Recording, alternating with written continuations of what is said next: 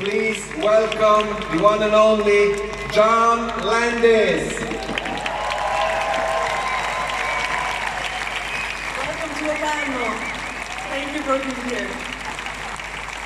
Grazie. It's not Wednesday, but we're happy to have you anyway. Whoever cut that, did you notice they showed me being shot and then an audience applauding? It's for you tonight. What does it feel like to be author of indelible icons?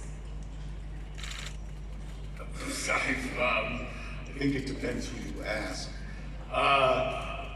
Well, old, I guess. It's bizarre, it's surreal.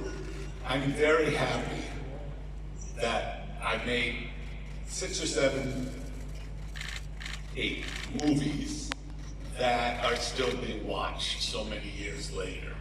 That's very gratifying.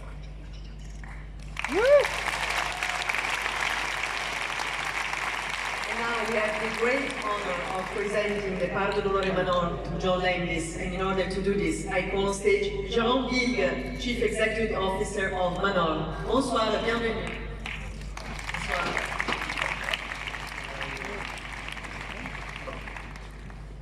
Bonsoir, messieurs, dames. C'est évidemment un bel honneur d'être là sur cette scène ce soir pour vous présenter, dans le cadre de cette 74e édition du Film Festival de Locarno, ce Pardo d'honneur.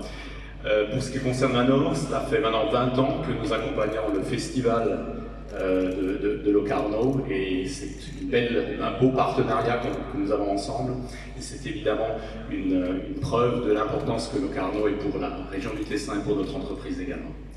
J'ai l'honneur et je suis très fier de pouvoir donner ce Pardo d'honneur à Monsieur John Landis. Mr. Landis, I have the honor to offer you this Pardo d'Onore and my warm congratulations. Thank you.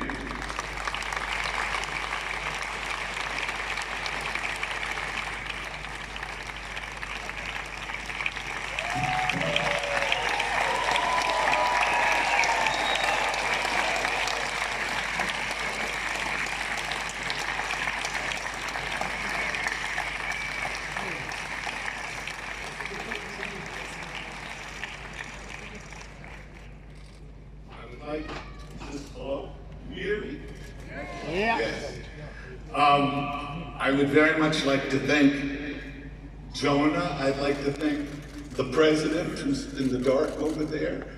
I'd like to thank my wife, Deborah, for putting up with me. I would like to thank the Locarno Film Festival and Switzerland and who's ever nearby. And be sure, the gentleman who gave me this, one of his department stores is right off of here somewhere. So go there. Jonah, thank you. You're most welcome, sir. It's a huge honor to have you here tonight, and you made us the greatest gift by being here with us tonight and introducing the film that we are going to see later, Animal House. I mean, we cannot miss the opportunity for you to introduce the film that we are going to screen later on. Okay, I'm not introducing the Russian film. We're So don't think I'm talking about the movie you're about to see.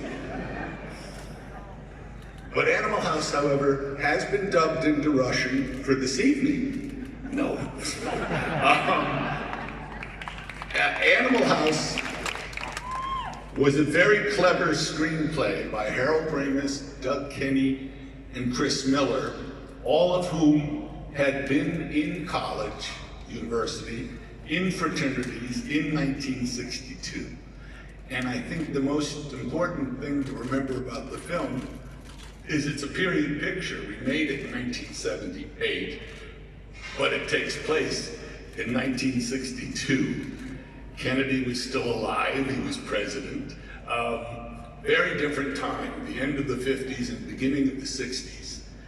And I was always fascinated that no critic, no one has ever noticed that the film ends in anarchy, chaos, and revolution, which was fine with me as long as they paid for their ticket. But it stars the wonderful John Belushi. It's Kevin Bacon's first movie. I think he was 19. If you told me that the actor who played Chip Diller would go on to be a big movie star, I would have not believed it. But they're wonderful actors, Tim Matheson, Bruce McGill. It's Karen Allen's first film. It's a terrific cast. John Vernon, Verna Bloom. You know Marty Scorsese's movie, The Last Temptation of Christ? That was made many years after Animal House. But we share Verna Bloom. In my movie, she plays Mrs. Wormer. In Marty's movie, she plays the Virgin Mary. The most radical thing about Animal House, really, which is the score by Elmer Bernstein. Elmer Bernstein is one of the great classic Hollywood composers. He scored, of course, The Magnificent Seven, To Kill a Mockingbird, The Ten Commandments, True Grit, so many movies. And I asked him to score Animal House, and he said, "What? Why me? I don't do comedies." And I said, "I want you to score it seriously."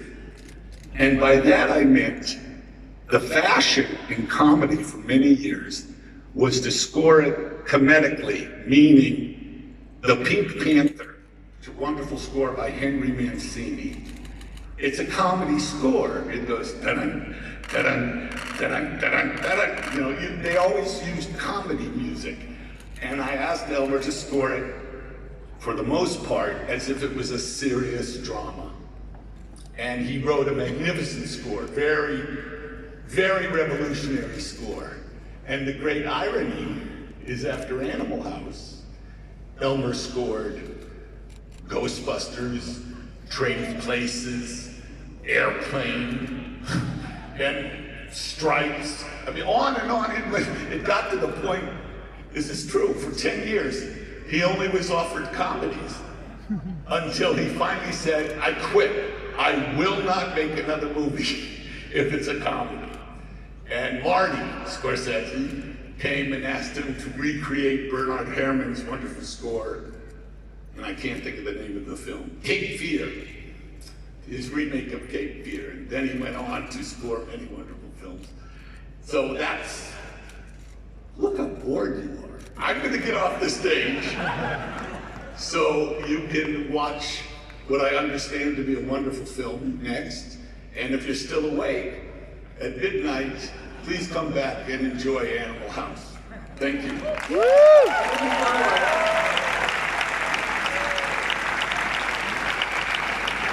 you so much, Landis. Thank you so much.